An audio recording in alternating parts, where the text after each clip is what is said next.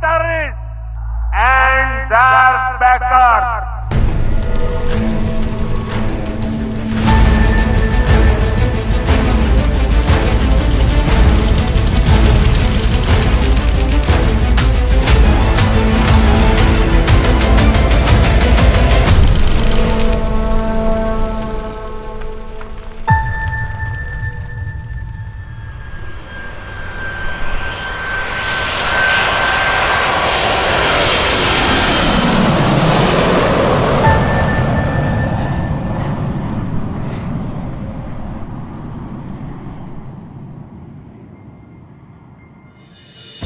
Operation Sindoor केवल एक सैन्य कार्रवाई नहीं, बल्कि यह भारत सरकार के होल ऑफ गवर्नमेंट अप्रोच का जीवन प्रमाण था, जहां पॉलिटिकल विल और मिलिट्री पावर ने आतंकियों पर एक साथ निर्णायक प्रहार किया।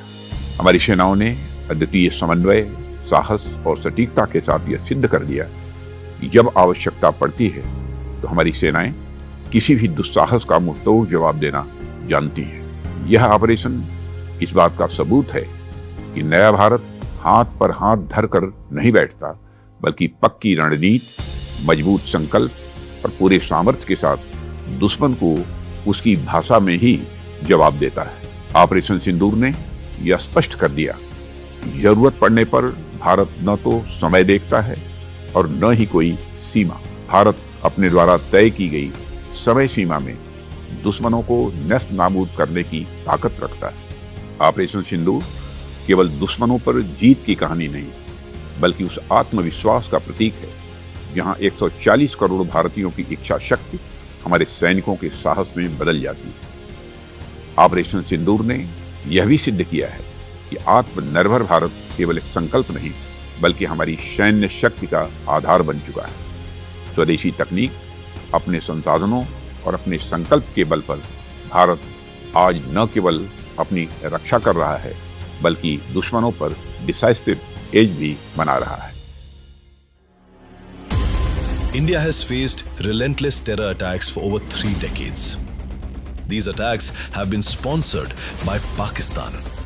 As part of its state policy, Pakistan has recruited, trained, equipped and assisted terrorists to undertake attacks in India through terror organizations, including Lashkar-e-Taiba and Jaish-e-Mohammed.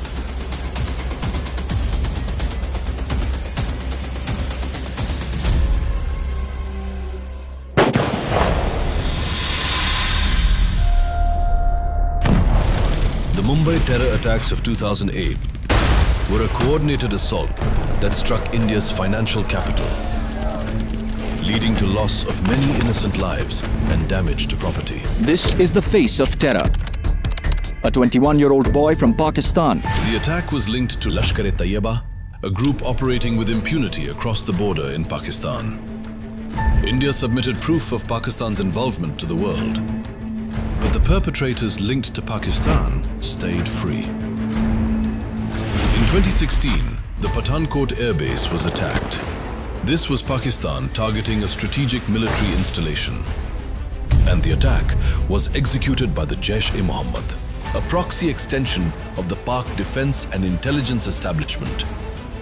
Terrorists were neutralized by Indian Defence Forces at the base itself. India chose diplomacy, seeking joint investigation, but Pakistan's inaction exposed its duplicity. That same year, in a pre-dawn strike, heavily armed terrorists attacked the Uri army base, killing soldiers. This attack was linked to Jaish-e-Mohammed and marked one of the deadliest assaults on the Indian army. आतंकवादी कान खोल के सुन ले, ये देश इस बात को कभी भूलने वाला नहीं है। India retaliated with surgical strikes and destroyed terrorist camps.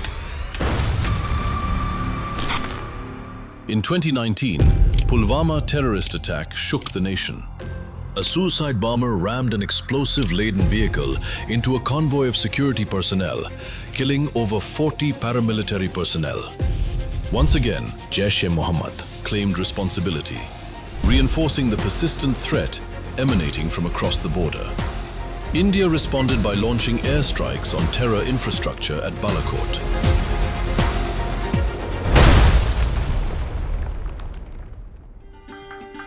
Jammu and Kashmir had witnessed a remarkable transformation after the abrogation of Article 370. This progress, however, posed a direct challenge to Pakistan, who had inimical designs and was focused on using terrorist groups to keep the region unstable. Therefore, on April 22, 2025, the Pahalgam attack was not just an act of terror.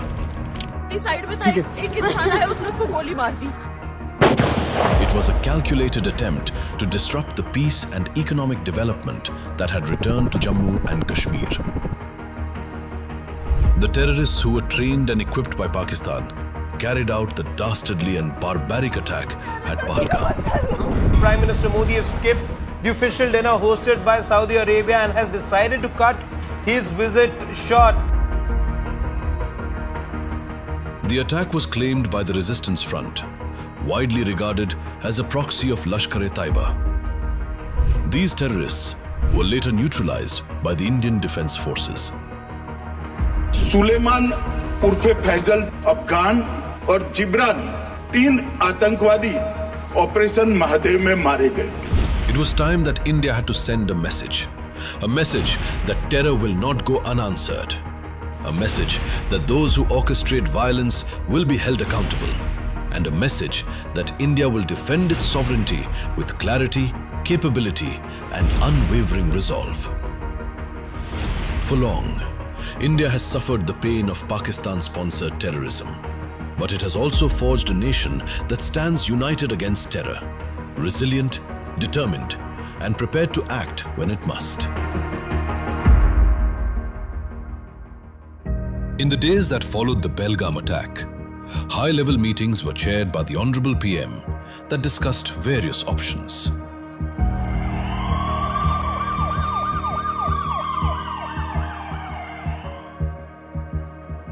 The Raksha Mantri and the National Security Advisor, in close consultation with Indian intelligence agencies and the Chiefs of Staff Committee, assessed the situation and charted the way ahead. Detailed deliberations followed. The guiding principle was unambiguous. Only terrorist infrastructure would be addressed. A large number of terror targets were considered, which were eventually narrowed down to 9. The Indian Defence Forces over the last few years have undertaken various exercises to enhance jointness, integration, and interoperability. These assisted when the moment of crisis arrived. Once the objectives were clearly defined, the execution framework was set. Commanders were given complete operational freedom, empowered to determine the intensity of response and to choose the time and place best suited for maximum effectiveness. हमने आतंकवादियों को मिट्टी में मिलाने के लिए भारत की सेनाओं को पूरी छूट दे दी. A comprehensive escalation matrix was discussed, deliberated, and clearly drawn out.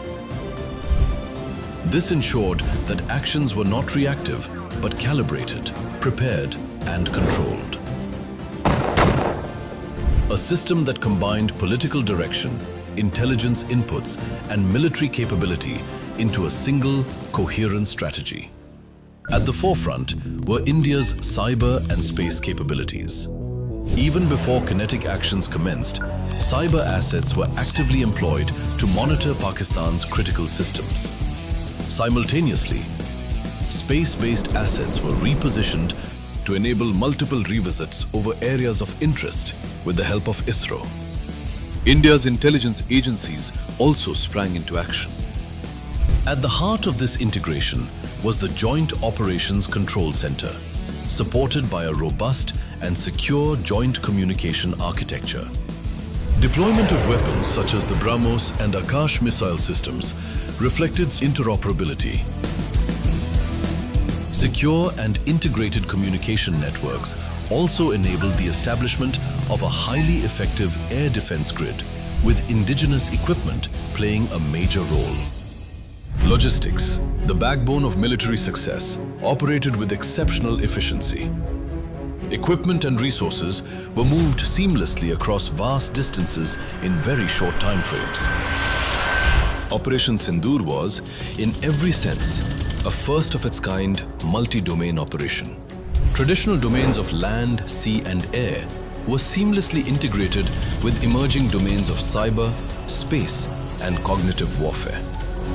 Equally significant was the whole-of-nation approach that underpinned the operation, including civil defense and blackout drills. The Honorable Raksha Mantri galvanized the Ministry of Defense into a cohesive and highly responsive entity.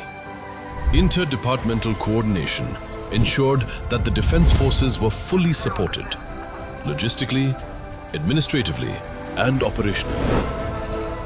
He provided clear direction and leadership. आतंकवादियों और उनके आकाओं के लिए सरहद पार की जमीन भी सुरक्षित नहीं रहेगी।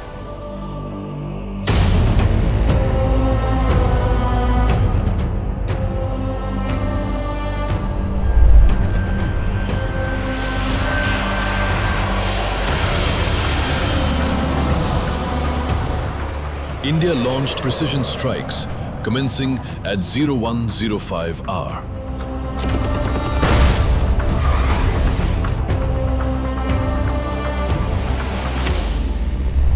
Nine targets in Pakistan-occupied Jammu and Kashmir and Pakistan were hit.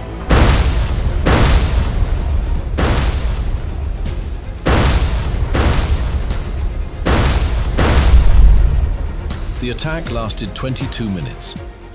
The plan and attack timings was measured and non-escalatory to prevent civilian casualties. The strikes were backed by a silent yet potent maritime posture. The Indian Navy had pre-deployed its potent submarines and the carrier battle group to ensure total sea-based deterrence. On culmination of the strikes, Indian DGMO informed Pakistani DGMO that Operation Sindoor strikes have been undertaken against terror targets, and any retaliation by Pakistan would be considered as escalation and responded accordingly. India also offered to commence talks. Pakistan refused to talk and threatened India of military actions. The targets were chosen to seek justice for the numerous terror attacks undertaken by the LET and JEM and other terrorist organizations over the years, under the active guidance of the Pakistan military and intelligence apparatus. Pakistan, true to its nature, started with misinformation campaigns and peddled falsehood about India targeting Pakistani civilians to hide their inadequacies and failure. The Indian strikes were immensely successful and eliminated more than 100 terrorists, along with terror infrastructure.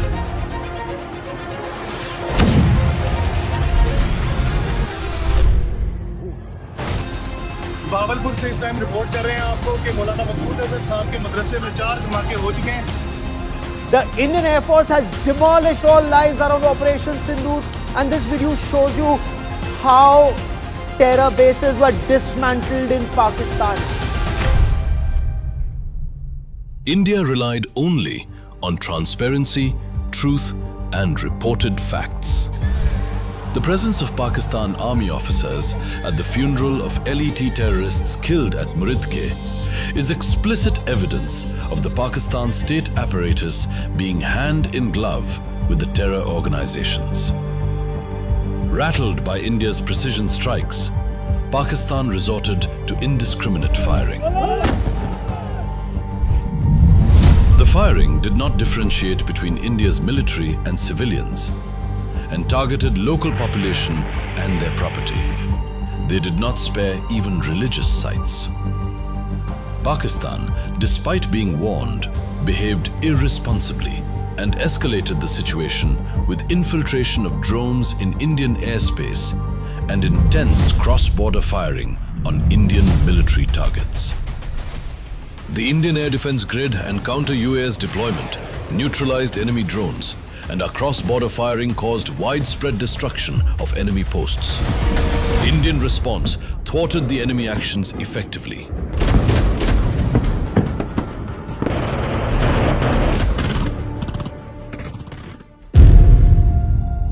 Pakistan was again given an opportunity to cease hostilities. Pakistan did not mend its ways and continued ceasefire violations along the line of control. It continued attacking Indian cities, airfields, troop deployments, and military installations. Once again, they targeted innocent civilians and their property. The enemy was trying to provoke India. India held its nerve and gave a proportionate response.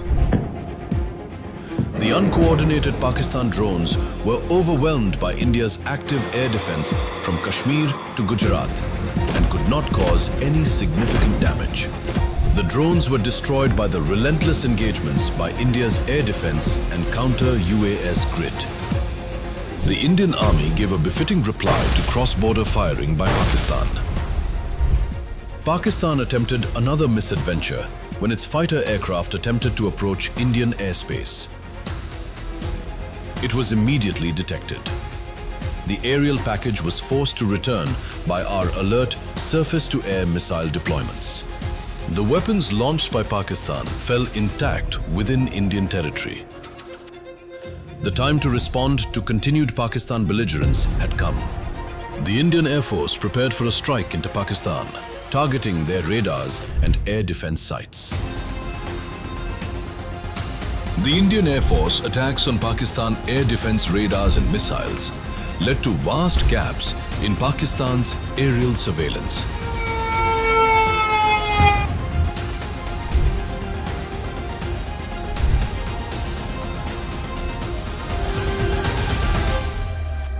Pakistani drones continued with violation of Indian airspace.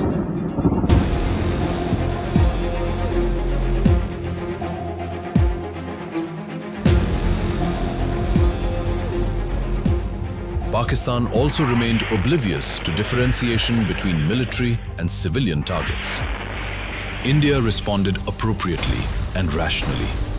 Indian Army and Border Security Force targeted the Pakistani bases and locations being used for cross-border firing.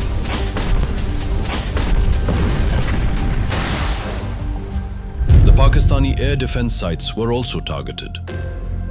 The Indian strategy was to create resistance-free corridors in the Pakistani airspace to assist future operations in case Pakistan did not cease hostilities. The loss of Pakistan's surveillance capability caused disarray in their assessment of the battle situation and response mechanism to the Indian Air Force attacks. Pakistan was left numb and blinded. The Indian Navy, along with Coast Guard, was maintaining its positions in Arabian Sea and ensured sea control. The reconnaissance aircraft, supported by space assets and intelligence networks, kept Pakistani ports under constant surveillance. India continued to dominate the escalatory ladder through a well-coordinated intelligence grid. Pakistan leadership was found peddling falsehoods and were constantly getting fact-checked by the world media. Meanwhile, it was revealed by Indian intelligence agencies that Pakistan was planning to launch Operation Bunyan and Marsoos against India. India started preparations for a retaliatory strike if Pakistan undertakes any escalatory operation. Pakistan launched missiles, rockets, drones, and air-to-surface missiles on Indian airfields. These missiles were successfully intercepted by Indian airfield air defense systems. Indian Air Force launched counter-strikes on Pakistan's important forward and depth bases, for which the corridors were cleared earlier. Indian Air Force targeted air bases of Noor Khan, Murid, Sargodha, Rafiki, Rahim Yar Khan, Jacobabad, Sakkar, and Bholari. These bases were struck preemptively as Pakistan was preparing to use them for Operation Bunyan and Marsoos. The strikes destroyed strategic assets like the airborne early warning and control aircraft, transport aircraft, UAVs, and large number of fighter jets. Indian Air Force's S-400 air defense system successfully targeted enemy aircraft at more than 300 kilometers. These strikes were not merely a tactical blow. It was a strategic message that India has the reach, the intent, and the means to respond decisively. बुलाड़ी airbase पे ये दो धमाके हुए हैं। वो ये सामने धमाका हुआ है। घर के ऊपर खड़ा हूँ, ये सामने अभी धमाका हुआ है, अभी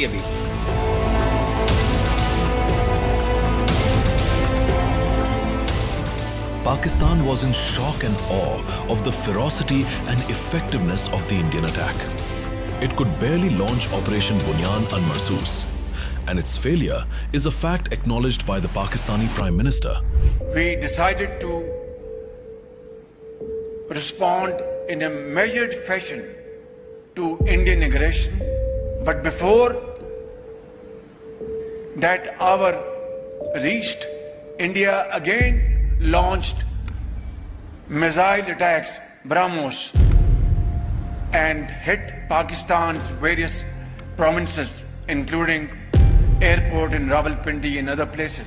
The Indian battlefield success finally forced Pakistan to mend its ways, and it requested India for cessation of hostilities and expressed their desire to initiate talks. As the air and land attacks by India raged, the Indian Navy's stealth destroyers and frigates were poised to strike the Makran coast and targets of Karachi. The imminent threat triggered a wave of panic within the Pakistani establishment. It once again requested for cessation of hostilities and commencement of talks. India agreed for cessation of hostilities with effect from 5 p.m. on 10 May. The Director General of Military Operations of Pakistan called the Director General of Military Operations of India at 15:35 hours earlier this afternoon. It was agreed between them that both sides would stop all firing and military action on land and in the air and sea with effect from 1700 hours Indian Standard Time today. Operation Sindoor कोई सामान्य सैन्य अभियान नहीं है। ये भारत की नीति, नियत और निर्णायक क्षमता की त्रिवेणी है। जब हमारी फौजें न्यूक्लियर ब्लैकमेल की धमकी की हवा निकाल देती है, तो आकाश से पाताल तक एक ही बात गूंजती है, भारत माता की जय।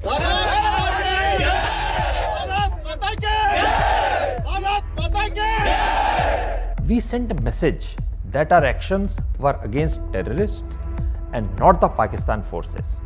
There was exceptional coordination between the Army, Navy, Air Force and intelligence wing throughout the operations. This is a demonstration of tri-service operational synergy. India always believes in facts. It kept the media and international community informed of conduct of operations and grave Pakistani provocation. इस बार हम आगे की कार्रवाई करेंगे और जैसी कार्रवाई करेंगे कि हो सकता है पाकिस्तान को सोचना पड़े कि उसे इतिहास में भूगोल में रहना है कि नहीं रहना। अगर उसे भूगोल में अपनी जगह बनानी है तो उसके लिए उसका देश जो टेररिज्म को स्पॉन्सर कर रहा है उसे रोकना पड़ेगा।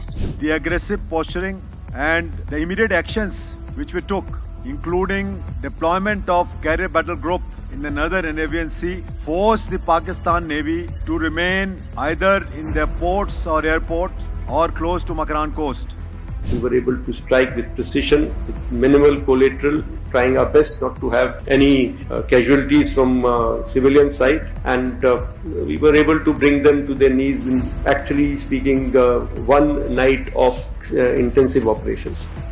The success of India's indigenous equipment in Operation Sindoor established India as a major hub of defense equipment manufacturing and led to large-scale increase in export of India's indigenously manufactured defense equipment. Op Sindoor is different. from all the wars India has fought up till now. The operation demonstrated the ability of Indian Armed Forces to conduct multi-domain operations, a capability created through jointness, integration, and capability building in the new domains of warfare. We dominated the enemy in all domains and dimensions of the conflict. Operation Sindoor also demonstrated superior situational awareness at every level of escalation. The battlefield transparency that the Indian forces achieved over each of its missions, their results, and what we denied to the enemy helped us to prevail on a winning note. Clear political directions, seamless coordination with other instruments of national power, and use of indigenous technologies and platforms helped us to achieve politico-military objectives identified for the conflict. A year on, Sindoor stands as a victory of facts over false narratives and professionalism over antagonism. When India decides, India delivers decisively, responsibly, and on its own terms.